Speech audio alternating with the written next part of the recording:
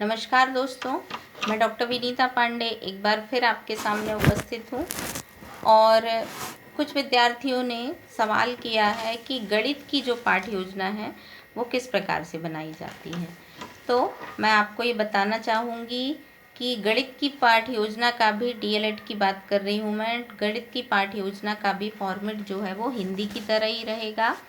ये जो आपका पाठ्य योजना का प्रारूप दिया हुआ है कि आपकी अधिगम दक्षताएं, तो आपकी सारी चीज़ें वैसी ही रहने वाली हैं। विद्यार्थियों में पढ़ने की दक्षता का विकास, श्रवण और लेखन की दक्षता का विकास, गणित में आपको तर्क शक्ति का विकास जरूर ऐड करना है।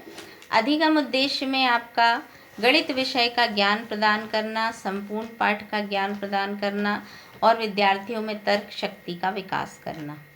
कौशल प्रक्रियाएं जो होती हैं उसमें आपका अवलोकन, वर्गीकरण, अनुमान और आपका तर्क, वाद विवाद, समस्या समाधान, महत्वपूर्ण चिंतन और चिंतनशील सोच, ये सारी चीज़ें जरूर होगी। अधिगम स्रोत सामग्री में आपका चार्ट, मॉडल, टीएलएम और पाठ्यपुस्तक होगा। अधिगम स्रोत में आप कहानी ना लिख करके आप संस्मरण लिख सकते हैं, नाटक लिख सकते हैं और लॉजिकल सवाल लिख सकते हैं। इसके बाद संप्रेषण सामग्री में आप TV, radio, PPT, mobile, computer ये सभी यूज़ कर सकते हैं। अधिगम की परिस्थितियों के निर्माण में आप गीत लिख सकते हैं, प्रेरक वार्ता लिख सकते हैं, कविता लिख सकते हैं और इसी तरह से कुछ प्रश्न जो हैं गणितीय संबंधी प्रश्न जो हैं वो लिख सकते हैं। पाठ्य योजना वाले दिनांक, आपकी छात्रों की क्या संख्या थी, अनुपस्थित छात्र कितने थे, विशेष आवश्यकता वाले आपके बच्चे कितने हैं और अनुपस्थित कितने हैं, दर्ज संख्या कितनी है, ये सारी चीज़ें आप बता सकते हैं। इसके बाद आता है आपका कि कक्षा शिक्षण की जो प्रक्रिया है वो आपकी किस तरह से है। तो छात्राध्यापक अपनी कक्षा प्रक्रिया को मुख्य 3 चरणों में पूर्ण करेंगे। आपको ये लिखना है। प्रथम चरण है आपका प्रस्तावना, दूसरा चरण है आपका प्रस्तुतिकरण और तीसरा चरण है आपका मूल्यांकन। अब हम प्रथम चरण में आते हैं जिसको हम अधिगम वातावरण का निर्माण कहते हैं। वहाँ पर हम 6 भागों में आपके लेसन प्लान के पार्ट को बांटते हैं। ये देखिए, इस तरह से मैं दिखा रही हूँ आपको। इस तरह से आप ये 6 भाग जो हैं वो खींचेंगे। पहला अवधारणा या शिक्षण बिंदु, दूसरा प्रक्रिया कौशल, तीसरा शिक्षक गतिविधियाँ, चौथा छात्र गतिविधि, पांचवा श्यामपट्ट कार्य और छठवां विशेष ध्यान केंद्रित करने वाली गतिविधि। अवधारणा शिक्षण बिंदु में मान लीजिए अगर हम जोड़ के सवाल को पढ़ रहे हैं या चक्रवृद्धि ब्याज या साधारण ब्याज पढ़ रहे हैं तो हम साधारण ब्याज लिखेंगे। प्रक्रिया कौशल में आपको गणित में आप तर्क शक्ति ले सकते हैं, ऑब्जर्वेशन ले सकते हैं और सुपरविज़न ले सकते हैं, अवलोकन को भी ले सकते हैं और क्लासिफिकेशन को भी ले सकते हैं, क्योंकि आप किसी भी चीज़ को वर्गीकृत भी करेंगे। और साथ ही आप शिक्षण विधि क्या लगा रहे हैं, आगमन और निगमन विधि, संश्लेषण विश्लेषण विधि, ये विधियां जो हैं वो विज्ञान में और गणित में यूज़ होती हैं, तो आप वो भी लिख सकते हैं। शिक्षक गतिविधि में आप शिक्षक कथन करेंगे, उसमें आप कुछ सवाल छोटे छोटे, जो आपका प्रस्तावना का भाग होगा उसमें आप छोटे छोटे प्रश्नों को पूछेंगे। मान लीजिए आप साधारण ब्याज पूछ रहे हैं तो आप या साधारण ब्याज पढ़ा रहे हैं या मान लीजिए जोड़ को पढ़ा रहे हैं तो आप पहले क्लास के हिसाब से धन का निशान दिखाएंगे और पूछेंगे ये क्या है, क्या आपने ये देखा है। बच्चे बताएंगे जी ये धन का निशान है, इसको और क्या कहते हैं, इसको जोड़ कहते हैं। इस प्रकार से 3-4 जो हैं वो लगे हुए प्रश्न हम पूछेंगे। जैसे ही हमको शीर्षक मिलता है कि इसको हम जोड़ कहते हैं तब हम कहते हैं कि आज हम आपको जोड़ पढ़ाएंगे। अब छात्र गतिविधियां जो होती हैं इसी तरह से उसके जो उत्तर हैं, संभावित उत्तर, वो छात्र गतिविधि में लिखे जाएंगे। श्यामपट्ट कार्य पर भी उत्तर लिखे जाएंगे और विशेष ध्यान केंद्रित करने वाली गतिविधि में आप चार्ट और मॉडल को लिख सकते हैं।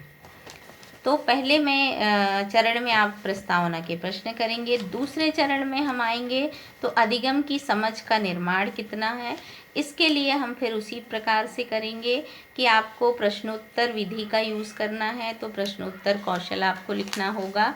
शिक्षक कथन लिखेंगे हम शिक्षक गतिविधि में, और वहाँ पर हम जोड़ के बारे में बताएंगे कि जब किसी भी दो संख्या को आपस में एक दूसरे में मिला दिया जाता है तब वो जोड़ बन जाता है, तो उसकी जो डेफिनेशन है हम वो लिखेंगे। और कई बार सवालों के हम सूत्र लिखते हैं, ये सारी चीज़ें हमको यहाँ बतानी होती हैं।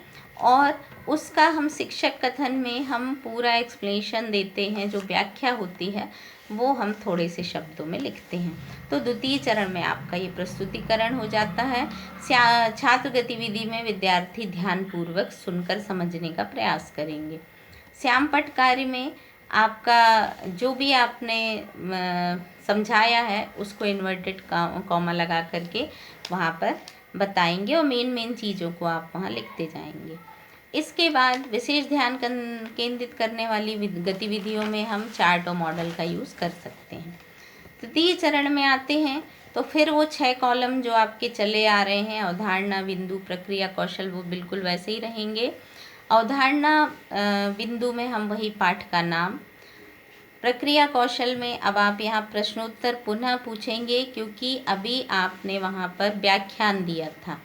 आगमन और निगमन विधि का हम प्रयोग करेंगे, क्योंकि आगमन में हम क्या करते हैं कि किसी भी चीज़ को हम बड़े से छोटे की ओर, मतलब विशिष्ट से सूक्ष्म की ओर समझाते हैं।